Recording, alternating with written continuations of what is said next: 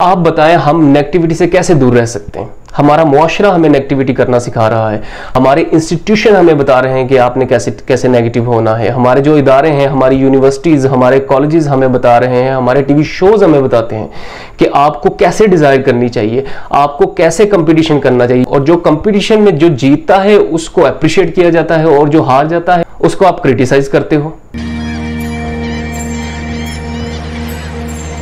अस्सलाम वालेकुम जी, कैसे हैं आप सब लोग। उम्मीद करता हूँ आप सब लोग ठीक होंगे। चलें जी, आज के टॉपिक पे बात करते हैं। आज का जो टॉपिक है वो है नेगेटिविटी के ऊपर, यानी कि मनफी सोच और उसके इंसानों के ऊपर असरात क्या हैं और हमारे मुआशरे के ऊपर उसके असरात क्या हैं, उसके ऊपर आज हम बात करेंगे। तो सबसे पहले हम बात करते हैं जी, मनफी सोच है क्या।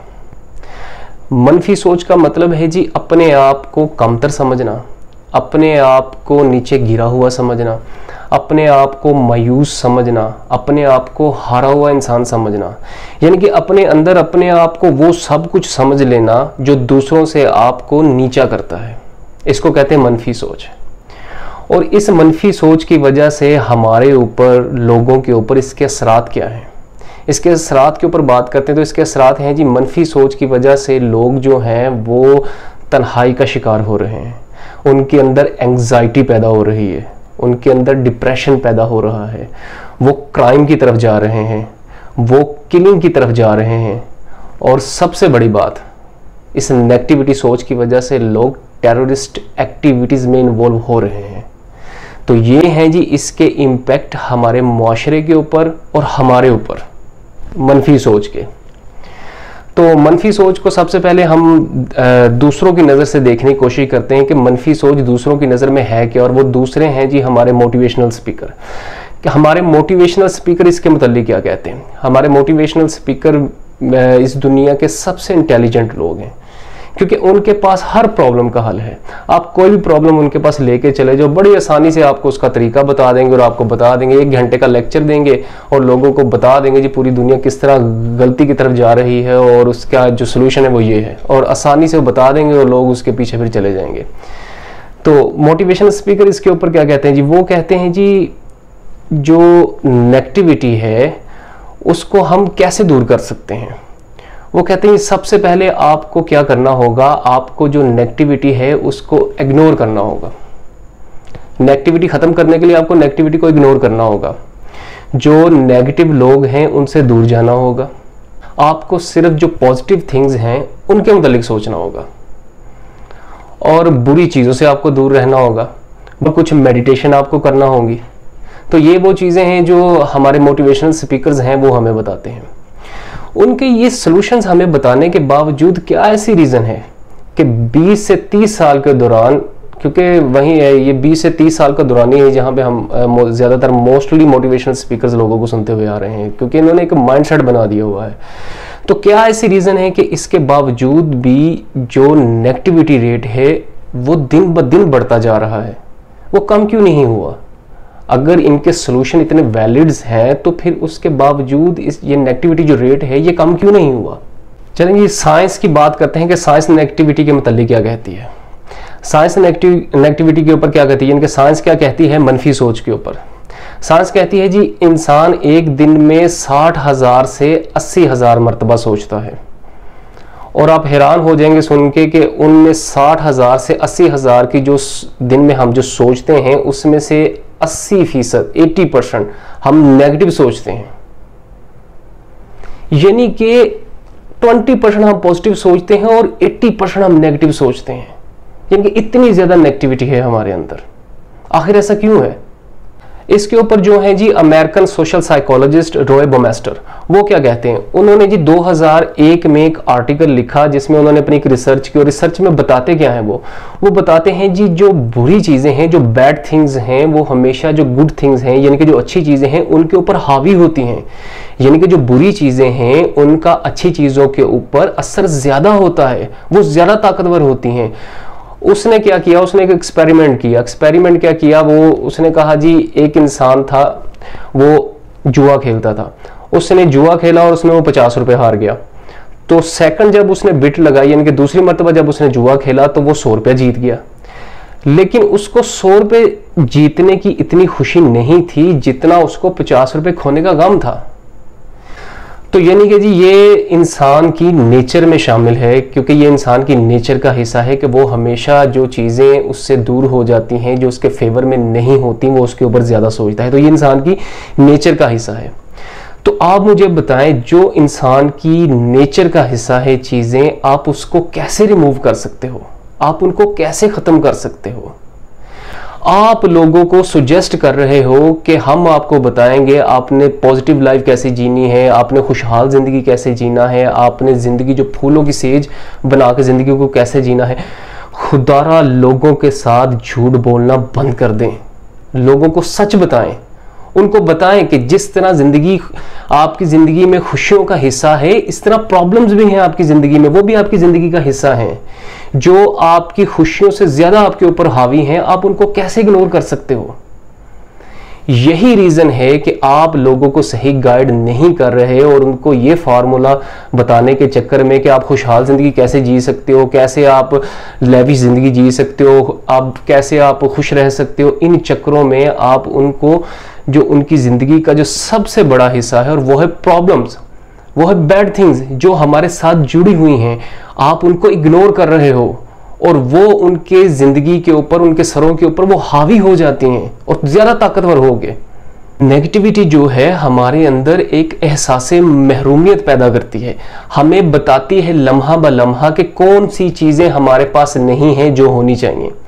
आप मुझे बताएं, जिस सोसाइटी के अंदर हम रह रहे हैं, स्टेप बाय स्टेप हमें पता चलता है कि वो चीज़ हमारे पास भी होनी चाहिए। मटीरियलिस्टिक ज़िंदगी की लाइफ जी रहे हैं हम। आप बताएं, हम नेगेटिविटी से कैसे दूर रह सकते हैं। हमारा मुआशरा हमें नेगेटिविटी करना सिखा रहा है, हमारे इंस्टीट्यूशन हमें बता रहे हैं कि आपने कैसे कैसे नेगेटिव होना है, हमारे जो इदारे हैं, हमारी यूनिवर्सिटीज़, हमारे कॉलेजेस हमें बता रहे हैं, हमारे टीवी शोज़ हमें बताते हैं कि आपको कैसे डिज़ायर करनी चाहिए, आपको कैसे कंपटीशन करना चाहिए, और जो कंपटीशन में जो जीतता है उसको अप्रिशिएट किया जाता है और जो हार जाता है उसको आप क्रिटिसाइज करते हो। आप ऐसे माशरे में ऐसी चीज़ से कैसे बच सकते हो, आप कैसे इग्नोर कर सकते हो नेगेटिविटी को। नेगेटिविटी और प्रॉब्लम्स जो हैं वो हमारी ज़िंदगी का हिस्सा हैं, हम इनको इग्नोर नहीं कर सकते, हम इनको सिर्फ और सिर्फ फेस कर सकते हैं। हम नेगेटिविटीज़ और प्रॉब्लम के साथ हम इनको कभी भी इनको सॉल्व नहीं कर सकते। मेरी एक बात याद रखिएगा, जिन चीज़ों का सोल्यूशन होता है वो चीज़ें ख़त्म होती हैं, वो कभी पैदा नहीं होती हैं, वो ख़त्म हो जाती हैं, वो उनका सोल्यूशन निकल आया। जो चीज़ें बार बार आती हैं उनको ख़त्म नहीं किया जाता, उनको डील किया जाता है। और नेगेटिविटी भी हमारी ज़िंदगी का हिस्सा है, हम इसको सिर्फ डील कर सकते हैं। और नेगेटिविटी को डील करने के लिए सबसे पहले आपको इनको एक्सेप्ट करना होगा। जिस तरह पॉजिटिव थिंग्स आपकी ज़िंदगी का हिस्सा है, इस तरह नेगेटिव थिंग्स भी आपकी ज़िंदगी का हिस्सा है। आप जैसे पॉजिटिव थिंग्स को एक्सेप्ट करते हो, इस तरह आप नेगेटिव थिंग्स को भी एक्सेप्ट करो। इसके ऊपर जो हमारे साइकोलॉजिस्ट हैं, जो थेरेपिस्ट हैं, वो क्या कहते हैं, वो कहते हैं जी नेगेटिव थॉट्स अगर आपको आ रही हैं तो इसका मतलब है कि आप एक नॉर्मल इंसान हो। ये थेरेपिस्ट कह रहे हैं, साइकोलॉजिस्ट कह रहे हैं कि अगर आपको नेगेटिविटी आ रही है तो आप एक नॉर्मल इंसान हो। और इधर जो आपके मोटिवेशनल स्पीकर कह रहे हैं जी अगर आपको नेगेटिव थॉट्स आ रही हैं तो इसका मतलब है कि आपको सोचने की ज़रूरत है, आपको मेडिटेशन करने की ज़रूरत है, आपको इनसे निकलने की ज़रूरत है। और साइकोलॉजी क्या कह रही है, साइंस क्या कह रही है कि जब आपको नेगेटिव थॉट्स आती हैं तो इसका मतलब ये है कि आप एक नॉर्मल इंसान हो, क्योंकि ये हर इंसान के साथ ऐसा ही है, हर इंसान को नेगेटिव थॉट्स आती हैं। और इनको डील करने का इनको सिर्फ एक ही तरीका है, और वो तरीका क्या है, वो कहते हैं कि सबसे पहले आप इनको एक्सेप्ट करें कि आपको नेगेटिव थॉट्स हैं, इट्स ओके। और फिर आप ये जानने की कोशिश करें कि ये सिर्फ थॉट्स ही हैं। और जब ये आप समझ लेंगे तो फिर आपके लिए बहुत आसान होगा कि आप इनको जाने दें, क्योंकि ये थॉट्स हैं। जैसे कि दूसरी भी थॉट्स आती हैं, जैसे कि हम सोचते हैं कि मैं बहुत खुश हूँ, मैं बहुत आज उदास हूँ, इस तरह की थॉट्स जैसे कि दिमाग में आती रहती हैं। Same as it is negative जो मनफी सोच है, ये भी आप इनको सिर्फ एक थॉट्स के तौर पे ही लें, और जब इनको थॉट्स के तौर पे आप लेंगे तो इट्स ओके, ये चली जाएंगी। तो इसके लिए सबसे पहले आपको इनको एक्सेप्ट करना होगा, क्योंकि जब आप चीज़ों को एक्सेप्ट करते हो तो आपके अंदर एक पावर होती है उनको डील करने की। जब आप चीज़ों को एक्सेप्ट ही नहीं करोगे, जब आप उनको ख़त्म करने के चक्कर में लग जाओगे, जब आप इनको इग्नोर करना शुरू कर दोगे, तो आप उनका कैसे मुकाबला कर पाओगे, क्योंकि नेगेटिविटी तो आपकी ज़िंदगी का हिस्सा है, ये बार बार आपके ऊपर आएंगी और ज़्यादा है ज़्यादा ताकतवर होके आएंगी।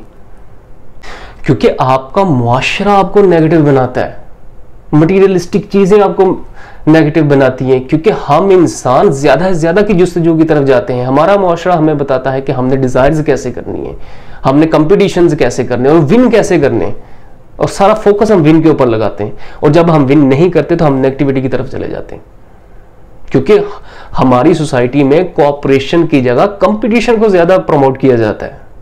और दूसरा दुनियावी सिंपल वे है कि जब आप के ऊपर नेगेटिविटीज जो थॉट्स हैं, जब ये आपको डिस्टर्ब कर रही हो, तो आप इनके साथ दूसरी सिचुएशन ये इस तरह आप इसको डील कर सकते हो कि मिसाल के तौर पे अगर आपको एक चीज़ चाहिए वो आपके पास नहीं है तो सामने वाले के पास है, तो आप सिंपल इज दैट आप अपने आप को कह सकते हो कि यार इट्स ओके, मेरे पास नहीं है तो मैं भी इसको हासिल कर लूंगा, मैं इसके लिए जुस्तजू कर लूंगा, जिस तरह की उसने जुस्तजू और स्ट्रगल करके ली, जैसे भी उसने ली मैं भी ले लूंगा, क्योंकि मेरे पास भी ऑप्शंस हैं, मेरे पास भी सलाहियतें हैं, मैं भी कुछ कर सकता हूं, तो मैं भी स्ट्रगल करके ले लूंगा। और जो सबसे बड़ा ऑप्शन है जो मैं अब आपको इसके ऊपर बताने जा रहा हूं, जो आपको शायद कभी किसी ने नहीं बताया होगा, और वो ये है जी, हमें अपना एक इस्लामिक कंसेप्ट जो है याद रखना बहुत ज़रूरी है हमारे लिए। मैं छोटी सी आपको एग्जांपल देता हूँ। एग्जांपल ये है कि मिसाल के तौर पे अगर आप एक गेम के लिए आपको चूज़ किया जाता है, आपका इंतखाब किया जाता है कि ये जी एक गेम है, इसके लिए आपका इंतखाब किया गया है और इस गेम को आपने पूरा करना है। इस गेम में आपको बहुत सारी तकलीफ का सामना करना पड़ेगा, आपको भूख का सामना करना पड़ेगा, आपको खौफ का सामना करना पड़ेगा, आपको मुश्किलात का सामना करना पड़ेगा। अगर आप इन चीज़ों में कामयाब हो जाते हो तो आपके लिए फिर बहुत सारे रिवॉर्ड्स हैं, बहुत सारे इनामात हैं। जब आप इन चीज़ों के मुतालिक सुनते हो, तकलीफ ये आएंगी, भूख, इस तरह की चीज़ें, आप डर जाते हो। लेकिन एंड पे जब आपको ये कहा जाता है जी आपको इनाम मिलेगा, आपको इनाम क्या मिलेगा जी, हम आपको बिलियनर बना देंगे, ये इसका इनाम है गेम जीतने का, तो फिर आप कहते हो जी मेरे ऊपर दुनिया आसमान भी अगर मेरे ऊपर टूट पड़ेगा ना तो मैं बर्दाश्त कर लूँगा, क्योंकि मुझे बिलियनर बनना है, जो हमारा ख्वाब है बिलियनर बनना, और जो हमें बताया भी जाता है कि हम कैसे बिलियनर बन सकते हैं। तो वो चीज़ जो है, वो जो रिवॉर्ड है ना, उसकी जो लालच है वो हमें कहती है कि हाँ जी मैं बर्दाश्त कर लूँगा, कोई मसला नहीं, नेगेटिव चीज़ें मेरे साथ होंगी, बुरी चीज़ें होंगी, इट्स ओके, कोई मसला नहीं, मैं कर लूँगा बर्दाश्त। सेम एज इट इज़ मैं अब आपको एक हकीकत बताने जा रहा हूँ और एक सच बताने जा रहा हूँ। एज अ मुसलमान हमें पता होना चाहिए कि हम इस दुनिया में किस मकसद के लिए हैं, हम इस दुनिया में क्यों भेजा गया। हमें इस दुनिया में अल्लाह ने एक टेस्ट के लिए भेजा है, ये हमारी हमेशा के लिए जगह नहीं है। कुरान पाक में अल्लाह ताला बार बार कह रहा है कि मैं तुम लोगों को आजमाऊंगा, भूख से, फलास से, तंगदस्ती से, जानो माल के नुकसान से, औलाद के नुकसान से, मैं तुम्हें आजमाऊंगा, और इस आजमाइश पर जो पूरा उतरेगा और मैं उसको रिवॉर्ड दूंगा। और रिवॉर्ड क्या है? वो जन्नत, हमेशा की जिंदगी। तो ये चीजें हमें क्यों नहीं याद आती? हम ये क्यों भूल जाते हैं कि हम इस दुनिया में किस मकसद के लिए हैं? अगर हमारे पास कुछ नहीं है तो इट्स ओके, कोई मसला नहीं, क्योंकि अल्लाह ताला ने हमें बताया है कि सब्र कैसे करना है और शुक्र कैसे करना है, और उसको प्रैक्टिस करके दिखाया। प्रैक्टिस कैसे करके दिखाया? नबियों की सूरत में और सहाबा की सूरत में।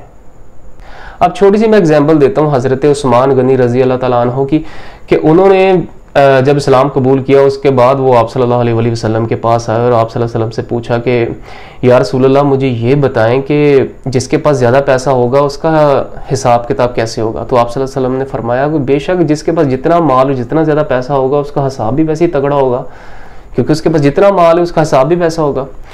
तो हज़रत उस्मान गनी रजी अल्लाह ताला अन्हु वो उठ के चले गए। वो कोई 10-15 दिन आप सल्लल्लाहु अलैहि वसल्लम को नज़र नहीं आया। वो तो आप सल्लल्लाहु अलैहि वसल्लम ने पूछा कि उस्मान किधर है, मुझे नज़र नहीं आ रहा, काफ़ी दिन हो गए।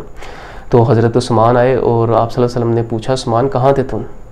तो उन्होंने फरमाया, आप सल्लल्लाहु अलैहि वसल्लम से कहा कि ए अल्लाह के नबी, आपने जब से मुझे कहा है कि हिसाब बहुत तगड़ा होगा, मेरे पास तो जितना माल था मैं तो अपनी जान छुड़ाने गया हुआ था इससे, कि मैं किस तरह इसको ख़त्म हो। वो सारा का सारा अपना माल जाके वो डोनेट कर रहा है, वो लोगों को दिया है। तो हमें अपनी आइडियोलॉजी के ऊपर फोकस करना पड़ेगा कि हमारी आइडियोलॉजी हमें क्या कहती है। मुसलमान नेगेटिविटी और मायूसी के लिए नहीं बना, इसलिए नहीं बना क्योंकि उसको क्लियर कट एक मैसेज बता दिया गया है अल्लाह की तरफ से कि तुझे इन चीज़ों के मसले मसाइल होंगे भी तो तूने दुख नहीं करना, तूने गम नहीं करना। किस लिए नहीं करना? क्योंकि उसका रिवॉर्ड तुम्हें मैं दूंगा, मैं तुम्हें टेस्ट कर रहा हूं। अल्लाह ने हमारे अंदर एक चीज की चाहत भी डाल दी, फिर उसके ऊपर अल्लाह ने हमें उससे मना भी कर दिया। इसलिए मना कर दिया ताकि वो हमें टेस्ट कर सके, हमारे सब्र को।